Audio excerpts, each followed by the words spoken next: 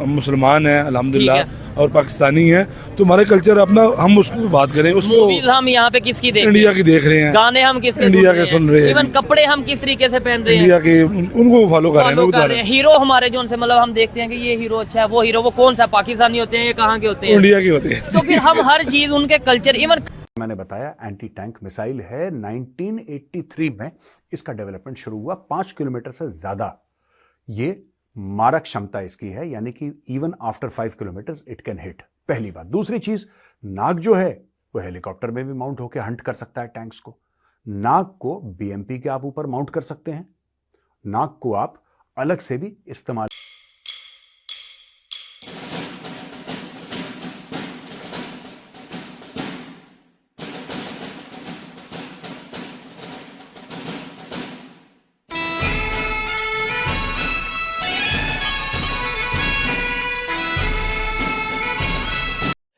जय हिंद दोस्तों। जिस तरीके से भारत ने 26 जनवरी के दिन अपनी ताकत का, अपनी एंटी टैंक का, अपनी मिसाइलों का प्रदर्शन किया है, उससे दुनिया बिल्कुल हैरत में है। दुनिया के साथ साथ पाकिस्तान तो बिल्कुल शॉक्ड है।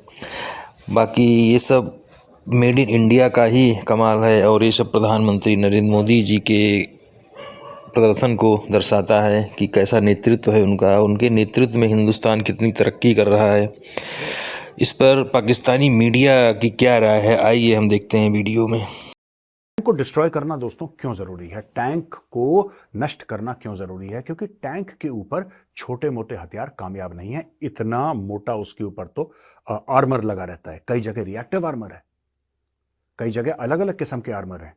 तो ऐसा नहीं है कि आपने टैंक को बुलेट मारी और वो टैंक को छेद दे। खासतौर से जो टैंक का हल है वो तो खासी मोटा होता है, रीइंफोर्स स्टील का, रिएक्टिव आर्मर का, दुनिया भर का तामझाम। यानी कि टैंक को नष्ट करना बड़ा मुश्किल है। टैंक के इस्तेमाल क्या हैं ये मैं आपको बता देता हूं। सिर्फ एक टैंक कहते हैं कि टैंक की काट होती है। वैसे तो एंटी टैंक मिसाइल्स भी टैंक की काट है। आजकल हमने देखा ड्रोन भी टैंक की काट है। ऐसी बात नहीं है कि सिर्फ टैंक होता है, लेकिन ट्रेडिशनल नॉलेज यही कहती है कि टैंक और टैंक आपस में लड़ते हैं। पहली चीज, टैंक कहां कामयाब हैं? फ्लैट टेरेन पे। लेकिन यह भी सच है कि आज की तारीख में टैंकों को फिबुआ के लिए, फिबुआ यानी कि fighting in built up areas में भी टैंक का इस्तेमाल होता है। तो वहां पे नाग मिसाइल बड़ा कारगर हथियार है। नाग को आपने एम करा, नाग को शूट करा, नाग अपना टारगेट ढूंढ के टैंक को बर्बाद करने की क्षमता रखता है।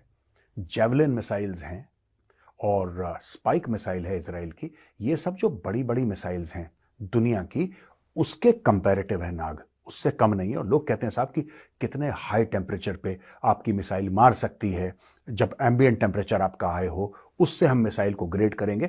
हजारों ग्रेडिंग के पैरामीटर्स हैं, उसमें टेम्परेचर भी एक होता है। नाग किसी भी टेम्परेचर में टारगेट को ठोक। इस समारोह में जिस कल्चर में हम देखते हैं कि यार एक कल्चर ऊपर जा रहा है, हाँ, ठीक है, हम उसी को फॉलो करना स्टार्ट करते हैं। कभी हम सऊदिया को फॉलो कर लेते हैं, कभी अरबियों को, कभी हम जो सा वो जाके वेस्ट को फॉलो करते हैं। बेसिकली जो हमारा पाकिस्तानी कल्चर है वो सेम आज एज इट इज। आप मिसाल ले लें कि वो उड़ते सूरज की पूजा करने वाली बात है, ठीक है, जहाँ पे मीन्स वो देखते हैं कि यार अब यहाँ पे यानी फास्ट दौर चल रहा है, फास्ट सिस्टम चल रहा है, हम उसी को मूव ऑन कर देते हैं। देखिए वो सब हमारा उस्ताद नुसरत फतेह अली खान साहब है, ठीक है, सबसे ज्यादा हिंदुस्तान में उसको सुना जाता है। नुसरत फतेह अली खान, क्या वजह होगी, क्या वजह होगी? ठीक है, नहीं वो तो ये कहते हैं कि भाई जो भी अच्छी आवाज है, जो अच्छा टैलेंट है, जो लोग पसंद करते हैं वो लोग सुनते हैं। जहाँ पे टैलेंट होना चाहिए वहाँ पे टैलेंट को प्रमोट करना चाहिए। देखें, उन्होंने इस चीज को, इंडिया वालों ने अपनी एक कल्चर को जब प्रमोट किया तो डेफिनेटली उनको इंटरनेशनली एक इज्जत मिली है, ठीक है। लेकिन डेफिनेटली हम लोग अपनी इज्जत को इतना कमतर कर चुके हैं कि यार हम किसी जगह पे जाके अपनी स्टैंड भी नहीं कर पाते। उनको बताए कि यार ये हमारी हिस्ट्री है, ये हमारा कल्चर है। ठीक है। अच्छा, आप कह रहे हैं कि हमें अपनी हिस्ट्री बतानी चाहिए। नो डाउट, सबसे पहले उसके लिए अपनी हिस्ट्री का खुद पता होना जरूरी है। अगर मैं कहूँ कि भाई हमें बताएं कौन सी हमारी हिस्ट्री है 1947 यानी पाकिस्तान बनने से पहले की या बाद की, तो क्या हिस्ट्री बताएंगे? देखिए, सबसे पहले तो हम मुसलमान हैं, ठीक है। सकती है दोस्तों। दूसरा प्लेटफॉर्म जो आज मैं डिस्कस करूंगा आपके साथ वो है नमिका। नमिका क्या है? नाग को जब आप एक प्लेटफॉर्म पे डालें, या प्लेटफॉर्म क्या है दोस्तों? ये बीएमपी है। और बीएमपी क्या है? बीएमपी एक ट्रूप कैरिंग आर्मर्ड व्हीकल है। आप इसको छोटा टैंक कह लीजिए। छोटा टैंक एक गलत परिभाषा है, लेकिन आपको समझाने के लिए मैं जानबूझ के छोटा टैंक कह रहा हूं। अगर टैंक में कैनन 105 mm की होती है, इसमें कैनन छोटी रहती है। इसमें आर्मर इतना नहीं होता। जैसे टैंक का वेट आप लगा लीजिए 40 ton, 45 ton, 50 ton, even 60 ton. Arjun tank fully loaded is more than 60 ton. लेकिन जो बीएमपी है 14, 14.5, 15 टन में बीएमपी आ जाता है। इस बीएमपी के ऊपर नामिका प्लेटफॉर्म में आप 6 नाग मिसाइल लगाएंगे। 6 नाग मिसाइल आपने लगाई तो 6 आपकी फिट हैं लॉन्चर पे और 6 आपकी पीछे लगी हैं, यानी कि 12 शॉट्स एक साथ में वो फायर कर सकता है। 12 मिसाइल एक साथ नामिका फायर कर सकती है और 40 से लेकर 50 से लेकर 60 किलोमीटर प्रति घंटे ओपन टेरेन में, क्रॉस कंट्री 15 से 20 किलोमीटर प्रति घंटा, पानी में राउंड 7 किलोमीटर प्रति घंटा। अब ये देखिए, आइडियल कंडीशंस की बात होती है, ऊपर नीचे भी हो सकता है। तो क्या मैं आपको बिल्कुल एक्यूरेटली बता रहा हूं? शायद नहीं, क्योंकि लड़ाई में ऐसा नहीं होता है। सामने कुछ ऑब्स्टिकल आ जाए, सामने कुछ भी आ जाए तो स्पीड बदल जाती है, लेकिन आपको एक अनुमान से आपको बता रहा हूं। तो दोस्तों, ये ऐसी चीज है कि बीएमपी भी टैंक के खिलाफ लड़ सकता है। कैसे? नाग मिसाइल इस्तेमाल करके।